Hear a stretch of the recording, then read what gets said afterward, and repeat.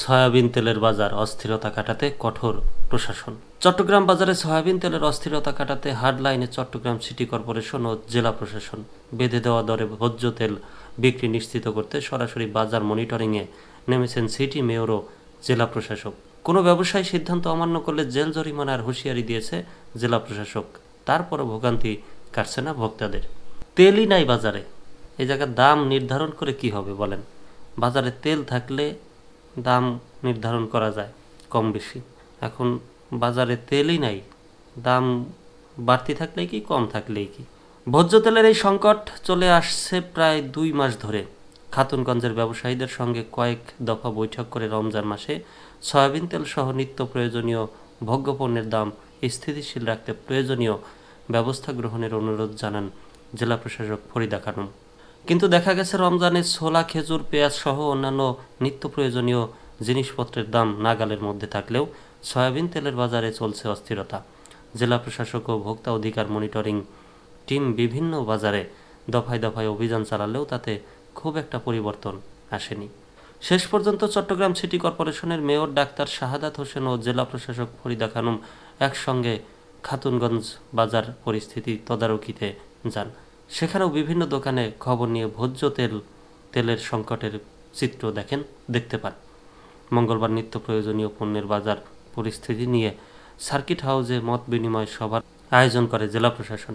সবাই সব তেল আমদানিকারক প্রতিষ্ঠান, ব্যবসায়ী নেতারা, ক্যাব ভোক্তা অধিকার সহ বিভিন্ন সরকারি ও বেসরকারি সংস্থার প্রতিনিধিদের আমন্ত্রণ জানানো হয়।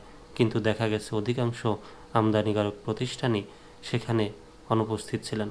আমদানি ব্যয়, পরিবহন সহ বিভিন্ন খরচাদি পর্যালোচনা করে সভায় আমদানিকারক, পাইকারি ও খুচরা পর্যায়ে খোলা সয়াবিন তেলের দাম নির্ধারণ করে দেওয়া হয়। এতে আমদানিকারকরা প্রতি লিটার 153 টাকায়, পাইকারি বিক্রেতারা 155 টাকায় ও খুচরা বিক্রেতারা 160 টাকায় বিক্রির সিদ্ধান্ত হয়। সভায় জেলা প্রশাসক হুঁশিয়ারি উচ্চারণ করে বলেন, কারসাজির মাধ্যমে যদি সয়াবিন তেলের সংকট তৈরি করা হয় তাহলে ব্যবসায়ীদের গুদামে অভিযান চালানো হবে এবং তেল মজুত করে রাখার বিষয় ধরা পড়লে সংশ্লিষ্টদের জেল দেওয়া হবে। এদিকে গতকাল বুধবার নগরীর বিভিন্ন বাজার ঘুরে ভোজ্য তেল সংকটের কোনো উন্নতি নজরে আসেনি। নগরীর কাজীর দেউরি বাজারে যান city mayor doctor Shahadat Hossain. এ সময় তিনি সয়াবিন তেল সহ নিত্য প্রয়োজনীয় অন্যান্য পণ্যের সরবরাহ ও দাম সম্পর্কে খোঁজখবর নেন।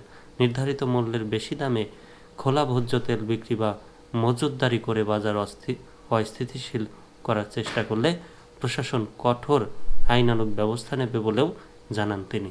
বাজার পরিদর্শন শেষে গতকাল মেয়র সাংবাদিকদের বলেন, বাজার স্থিতিশীল রাখতে সিটি কর্পোরেশন ও জেলা প্রশাসনের যৌথ উদ্যোগে প্রতিটি বাজারে মনিটরিং টিম কাজ করছে।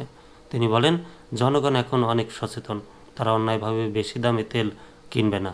যদি কেউ নির্ধারিত মূল্যের চেয়ে বেশি টাকা চায় তাহলে জনগণকে প্রতিবাদ করতে হবে এবং আমাদের ম্যাজিস্ট্রেট টিমকে জানাতে হবে। মেয়র বলেন, রমজান সংযমের মাস, কিন্তু কিছু অসাধু ব্যবসায়ী অতিরিক্ত মুনাফার লোভে মানুষকে কষ্ট দিচ্ছে। চট্টগ্রাম সিটি কর্পোরেশন জনগণকে স্বস্তি দিতে প্রতিশ্রুতিবদ্ধ। যতদিন বাজার সম্পূর্ণ নিয়ন্ত্রণে না আসে ততদিন আমাদের অভিযান চলবে। এদিকে চসিকের নির্বাহী ম্যাজিস্ট্রেট চৈতি সর্ববিদ্যার নেতৃত্বে বুধবার নগরীর ব্যাটারি গলি বাজারে অভিযান চালানো হয়। এ সময় পণ্যের মূল্য তালিকা না রাখায় 12টি দোকানকে জরিমানা করা হয়। এছাড়া নির্বাহী ম্যাজিস্ট্রেট শাহরিন ফেরদৌসির নেতৃত্বে বহদ্দরহাট এবং আঞ্চলিক নির্বাহী কর্মকর্তা প্রণয় চাকমার নেতৃত্বে খাতুনগঞ্জে অভিযান চালানো হয়।